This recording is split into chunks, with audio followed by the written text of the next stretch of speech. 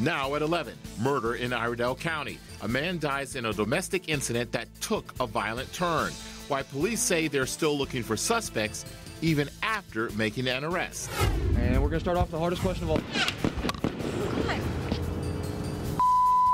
Caught on camera, a TV reporter becomes the story after being shot at during an interview. Yeah, that's how all this started, was with the pinball machine. And call it the ultimate man cave, how a local gamer turned his basement into an arcade nirvana. This is WCNC, NBC Charlotte News. Good evening. Police in Statesville have solved a murder mystery. We first brought you this story at 6. Officers found a man's body at a house on Harris Street after a 911 call about a burglary. But the person who lived at the home told police he didn't know who the victim was or how he got there. As NBC Charlotte's Glenn Counts explains, new tonight, police were able to make an arrest. The survivor has been taken to the hospital, and police have still not been able to interview him yet. In Statesville, Glenn Counts, NBC Charlotte. Thanks, Glenn. If you have any information on this case, you're asked to call the Statesville Police. Now, we have new information on a car crash in Ballantyne. You saw this as breaking news during our 6 p.m. broadcast.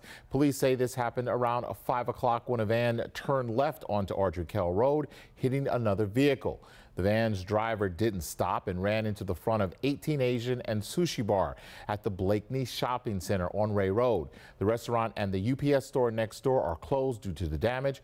One person was taken to CMC Pineville. No word yet on whether charges will be filed. The north, and we're tracking some cold air that'll be heading our way into Tuesday. I'll have more on that when I come back in just a little bit. Thanks, John. New at 11, 9 new laws take effect tomorrow in North Carolina. Among them, the constitutional amendment which gives criminal defendants the right to decline a jury trial for a bench trial in non-death penalty cases. Also, children under 12 in 8 counties, including Anson, Cleveland, Stanley, can use BB guns and air rifles, pistols without adult supervision. Another law increases the penalty for giving or selling a cell phone to an inmate from a misdemeanor to a felony. It also makes it a felony for an inmate to possess a cell phone. Also happening tomorrow, Mecklenburg County's new sheriff will be sworn in. Sheriff-elect Erwin Carmichael becomes the county's 44th sheriff. He won the November election and will take over for Sheriff Daniel Chip Bailey, who's retiring after 7 years in the position. Carmichael joined the Mecklenburg County Sheriff's Office in 1986. New tonight, a TV reporter finds himself in the middle of a shooting during an interview. And we're going to start off the hardest question of all.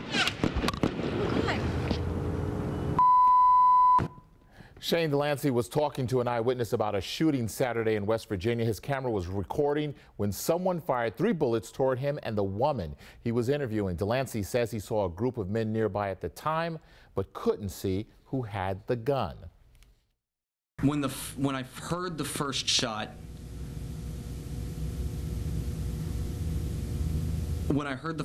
my whole body got stiff because I knew exactly what it was. It was only when I got behind the car that I realized how close it was, because you could hear that zip.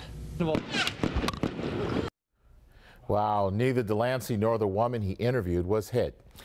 In the aftermath of the Ferguson grand jury decision, some people question why President Obama hasn't visited the city, if for no other reason than to calm protesters.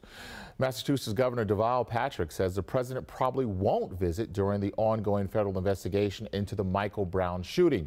Patrick led the Justice Department's Civil Rights Division from 1993 to 96. And in an interview today on NBC's Meet the Press, he says the president respects the legal process.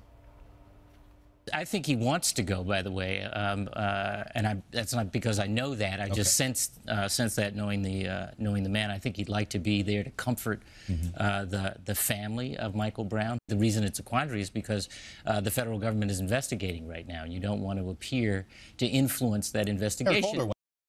Michael Brown's parents plan to pursue legal action against Darren Wilson, the now former police officer who shot their son. Today, their attorney, Benjamin Crump, says that they were disturbed with Wilson's recent TV interview where he said his conscience was clear and he did his job. We have to get police officers who are not cold as ice like the shooter of Michael Brown, but police officers who care about trying to have a relationship with the community, not seeing the citizens of low-income communities or minority communities as demons, as criminals. Crum says among the options they're considering is a wrongful death lawsuit. Columbus police say they believe a body found near the campus of Ohio State University is that of 22-year-old Costa Cara-George. Officials say the former Buckeye wrestler who joined the football team this season died of an apparent self-inflicted gunshot wound. Cara-George was last seen in his apartment on Wednesday.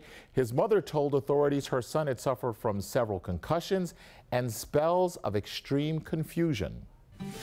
New tonight, in anticipation for the busy holiday season, Amazon's new facility in Concord is up and running.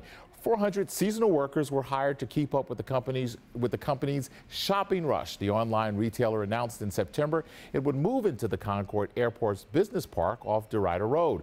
This is Amazon's first distribution center in North Carolina. And if Thanksgiving and Black Friday weren't enough for shoppers, retailers will continue to deal out deals on Cyber Monday. Karen Kafka explains where you can get the best bargains while staying safe online. Still to come on NBC Charlotte, a Charlotte man turns his basement into the ultimate man cave. How he became arguably the most popular neighbor on the block.